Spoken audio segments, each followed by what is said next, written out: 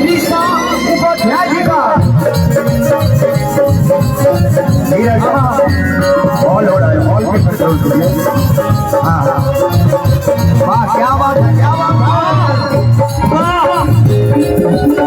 आपको का सेवा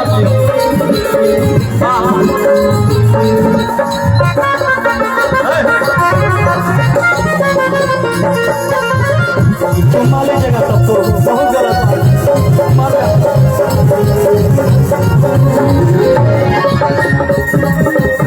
निशा जी इधर निशा जी एक बार चुम्मा ले लीजिए सब लोग को, चुम्मा वो ले लीजिए सब।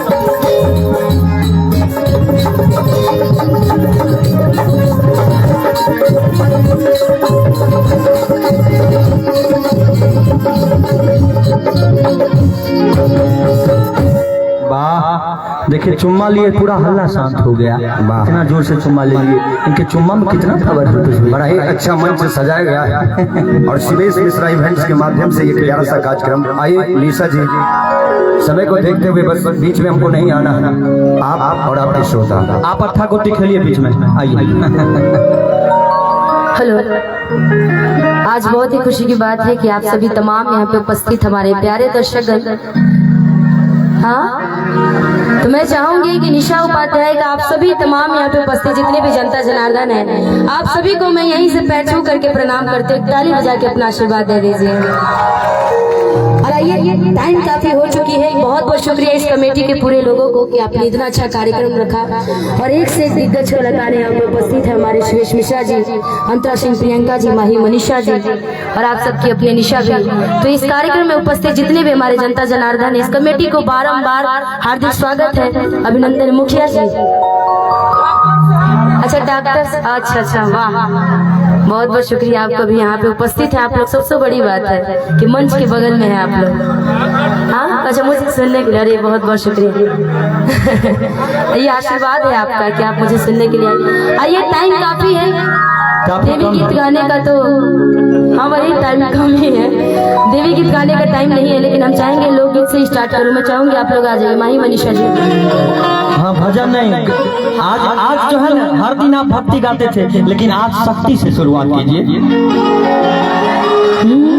दीजिएगा इसके दूसरी दूसरी दूसरी दूसरी नहीं कि इसको और प्यार का मजा लीजिए, कि इसको और प्यार का मजा लीजिए, कि थोड़ा इंतजार का मजा लीजिए, थोड़ा इंतजार का मजा लीजिए, इसको प्यार का मजा लीजिए, इसको प्यार का मजा लीजिए।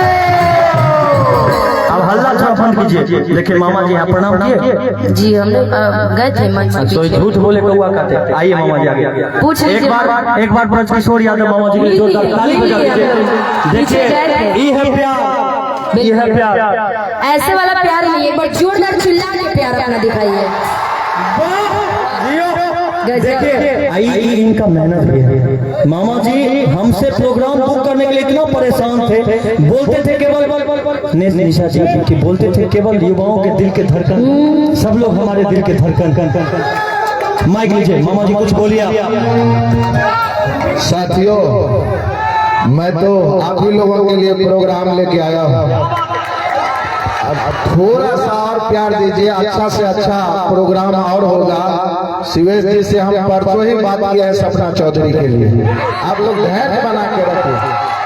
आज का प्रोग्राम होने दीजिए। इस मंच का शोभा बढ़ा रहे हैं संतोष झा, इस मंच का शोभा बढ़ा रहे हैं हमारे दिल का धड़कन, हमारा हर, हमारा सब कुछ, हेरिटेज हॉस्पिटल के मालिक डॉक्टर नागेंद्र प्रसाद यादव। इस स्टेज का शोभा बढ़ा रहे हैं जायका रेस्टोरेंट मधुबनी के मालिक प्रदीप यादव।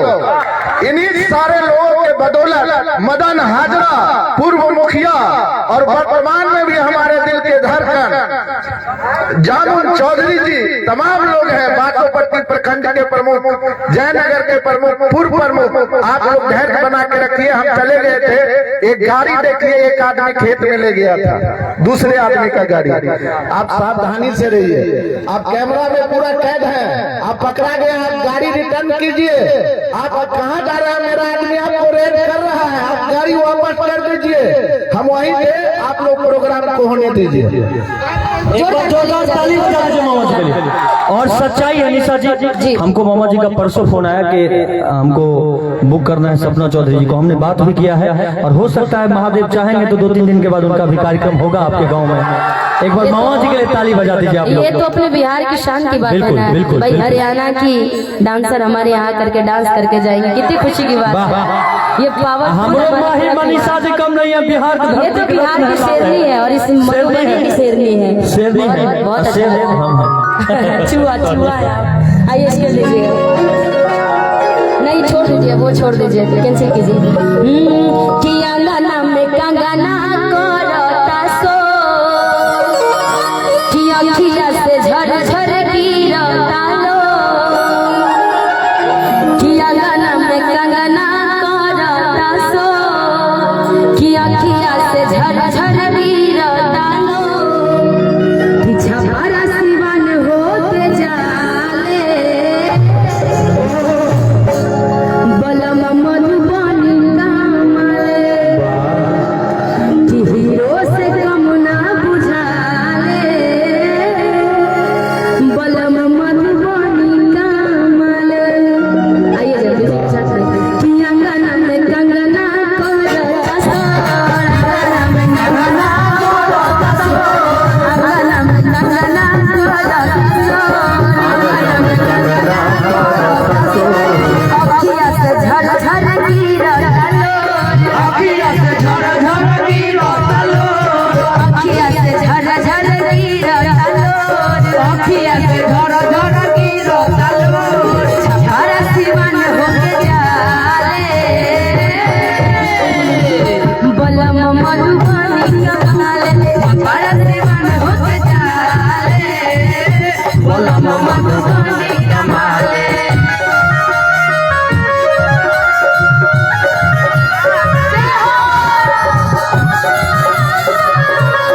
बहुत अच्छा सुनते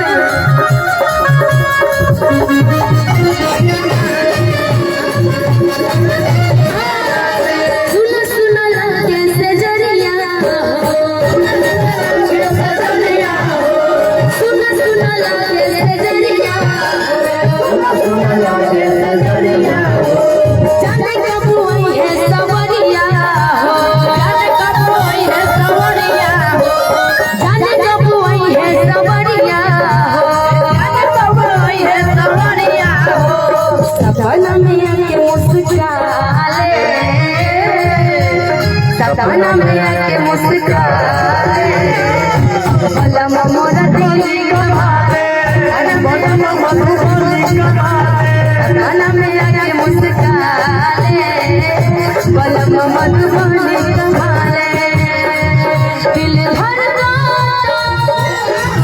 दिल धड़का, केहू के प्यार में, केहू के प्यार में, केहू के प्यार में, केहू के प्यार में,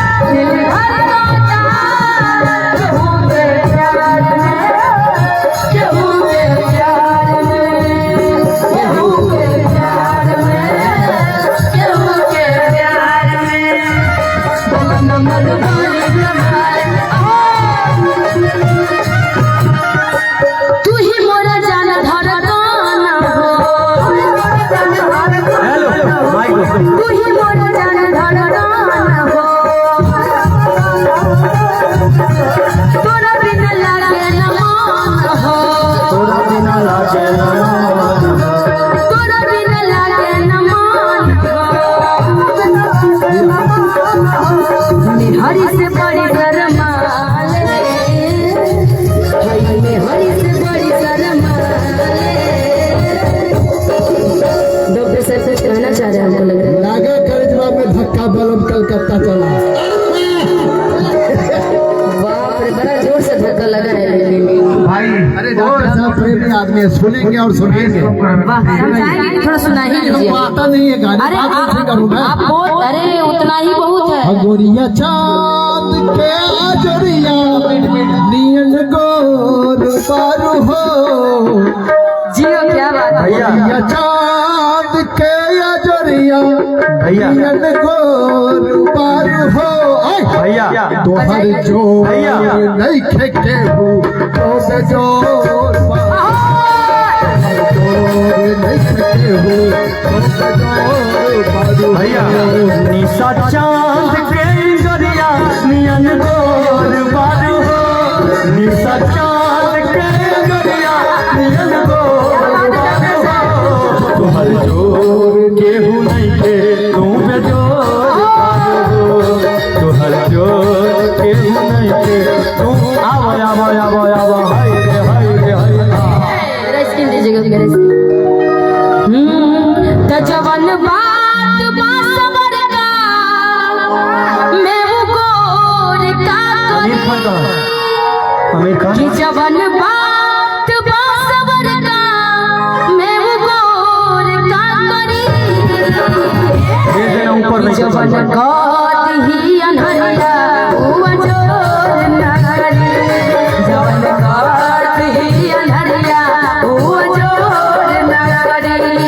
जवन बात बासवर का मैं वो गोर का करी। जवन बात बासवर का मैं वो गोर का करी। जवन गात ही अनहरिया हुआ जोर का करी। जवन गात ही अनहरिया हुआ जोर का करी। पंकज को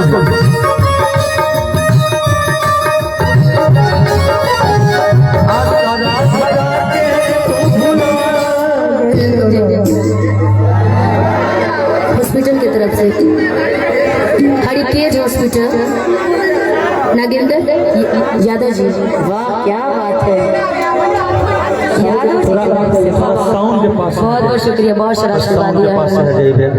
आइए दीजिएगा। तो जैसन सोच ले रहनी वैसन यादव जी मोर बारात जो जैसन सोच ले रहनी वैसन यादव मोर बारात जो थोड़ा पातर छीतर, थोड़ा पातर छीतर थोड़े बारात जो जैसन सोच ले रहनी वैसन डॉक्टर जी मोर बारात जो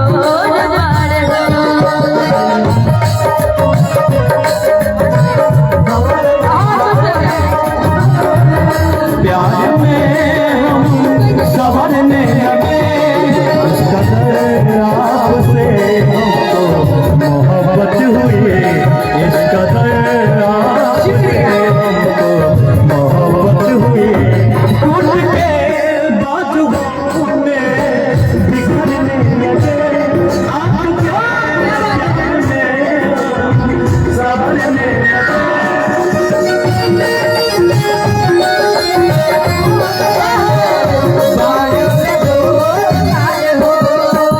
रुक जाइए, चाहेंगे यहाँ पे हमारे डॉक्टर साहब हैं, यादव जी हैं। एक गाने की फरमाइश थी, वो गाना मैं गा दूँ इन लोगों के लिए, थोड़ा बजा दीजिए। और ये हमारे संतोष भैया की तरफ से 2000 का आशीर्वाद है। बहुत बहुत धन्यवाद, बहुत बहुत आशीर्वाद।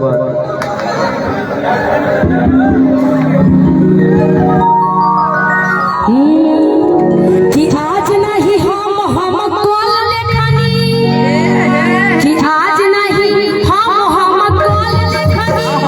तो कल यादव जी के हम जब कॉल लेखनी, कल यादव जी के हम जब कॉल लेखनी, कल यादव जी के हम जब कॉल लेखनी। आज नहीं हम कॉल लेखनी, कि आज नहीं हम कॉल लेखनी। कल यादव जी के हम जब कॉल लेखनी।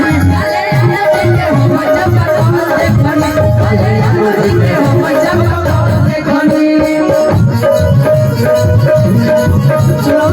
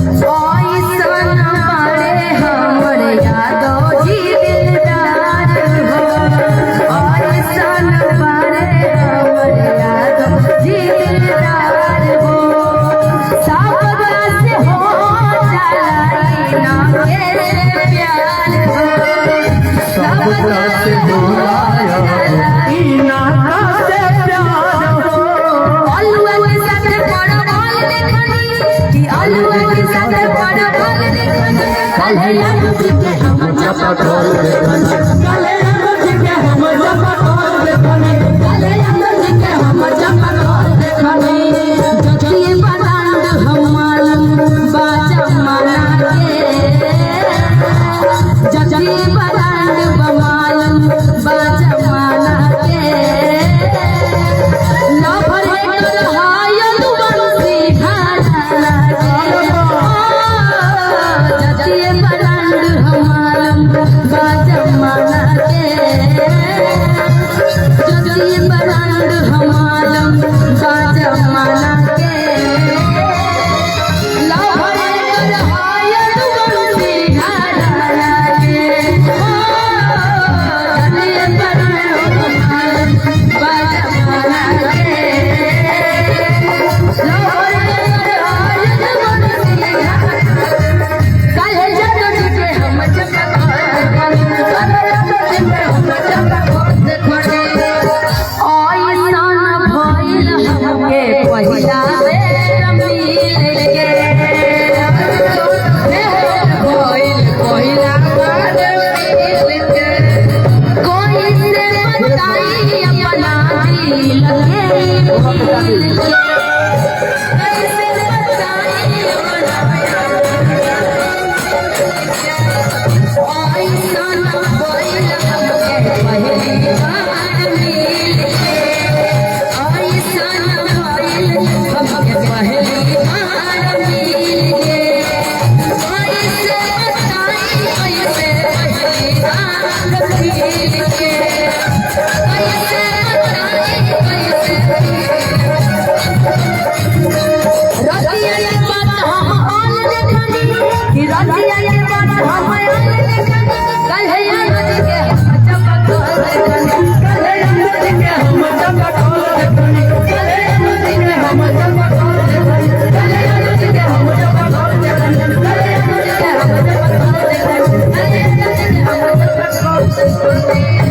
कि काले प्यार जी के हम चपकोल देखनी निशा जी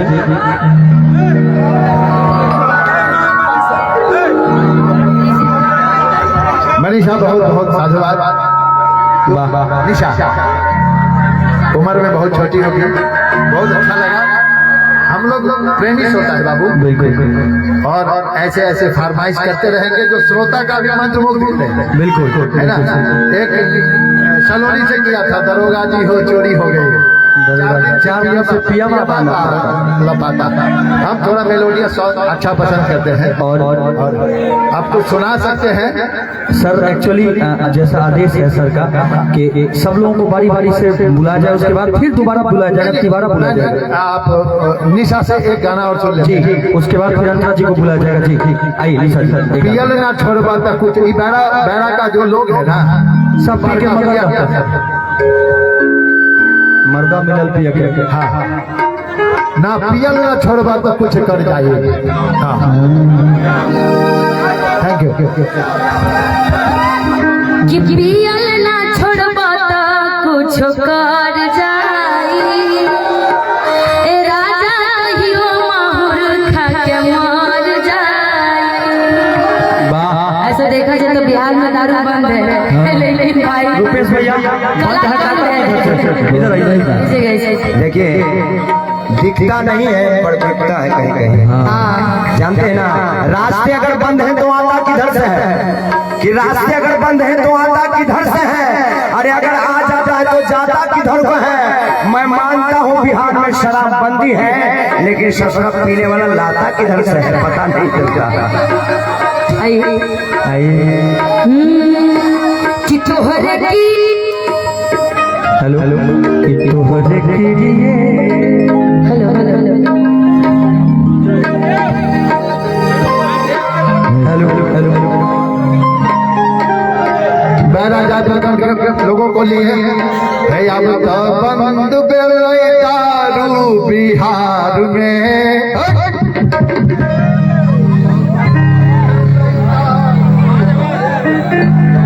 हेलो हेलो हे अब तो बंद भले दारू बिहार में पिया वाला जे जाला बिहार में।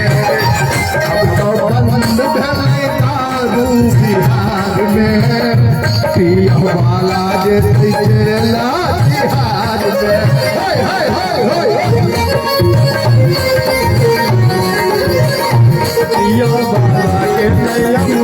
बाजार में वाह आई तब तो ये वाला भी बात बहन के लिए हो जाएगा कि 600 में हाफ मिले 1200 में फूल हो। कि 1200 में फूल मिले 600 में हाफ हो। वही बात है, दोनों का बराबर एक ही है कि कहेले नीतीश जी की दारू भइल साफ हो, कि कहेले कि नीतीश जी दारू भइल साफ हो, कि 1200 में फूल मिले 600 में हाफ हो।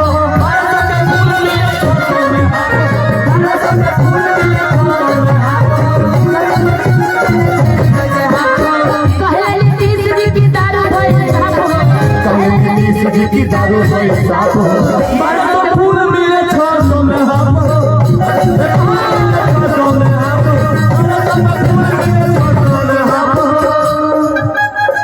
लुटाए राजा। लेकिन यहाँ पे हमारे सब ऑडियंस पूरे एकदम पूरे एनर्जी में बहुत ज्यादा। लेकिन अभी एनर्जी तब होगा जब आप गएगा कि रौरे गिरिए क्या बात कहतानी हम। आप गाइए कि रौरे गिरिए कहतानी हम।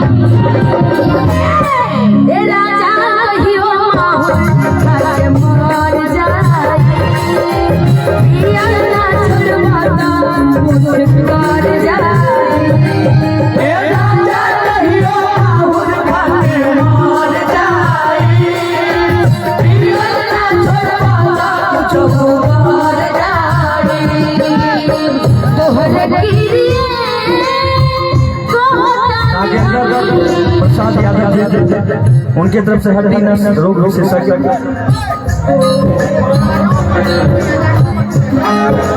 हैवी टेक हॉस्पिटल सप्ताह जी जी जी सब लोग आगे बैठ जाइए। साउंड को थोड़ा सा क्लियर कर दीजिए, इन लोगों को साउंड में जिक्र कर। उनके तरफ से ये 1000 रुपये का आशीर्वाद, बहुत बहुत प्यार, बहुत बहुत आशीर्वाद। राजा कहियो माहौल खाके मर जाए, पिया ना छोड़वाता मुझ कर जाए। राजा कहियो माहौल खाके मर जाए, पिया ना छोड़वाता मुझ कर जाए। हमरो के लगाही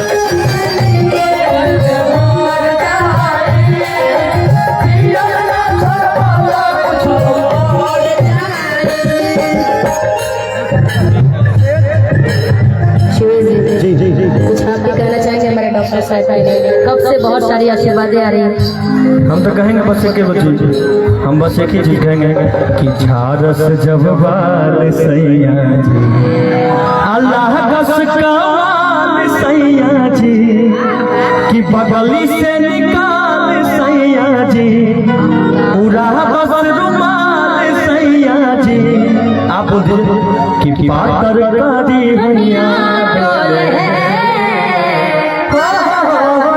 नदिया के पीछे जैसे नैया डोले, ओ सही मोर सैया डोले। नदिया के पीछे जैसे नैया डोले, ओ सही मोर सैया डोले।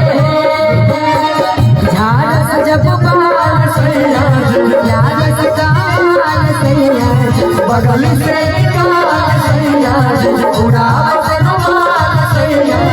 बात मानी हैया चले है, बात मानी हैया चले है। नदिया के पीछे जैसे नैया डोले,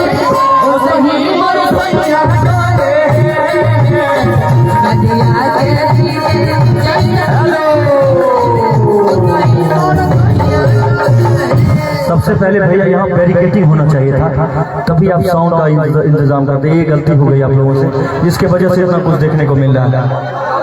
आप लोग थोड़ा पीछे क्यों नहीं हो जाते? इतना क्या जरूरी है मान लीजिए करने का? थोड़ा पीछे हो जाइए ना आप लोग, पीछे हो जाए, थोड़ा सा बैठ जाइए, नहीं तो क्या जरूरी है इतना करने का बताइए। कैमरा वाले जो आए हैं वो लोग भी आपका वीडियो डालेंगे, आप लोग यूट्यूब पर देखिएगा, आपके मधुबनी का नाम होगा।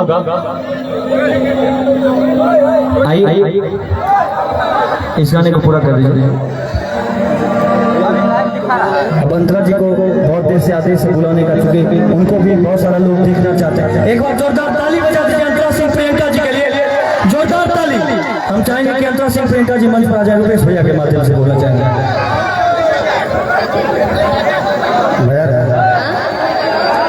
आइए स्वागत करते हैं जिनके 1 नहीं 2 नहीं 10 नहीं 20 नहीं कई सारे गाने हिट हुए हैं। तो आइए, कहते कि आप ही जाओ कि सितारे बुला रहे हैं तुम्हें, कि खामोश दिल के इशारे बुला रहे हैं तुम्हें, कि इस ख्वाब में डूबे शाम का या आलम क्या होगा। और सच कहता हूं तुम्हारे सुनने वाले बुला रहे हैं तुम्हें। तो आइए जोरदार तालियों के साथ स्वागत करते हैं सुश्री अंतरा सिंह प्रियंका जी का, जोरदार तालियों के साथ।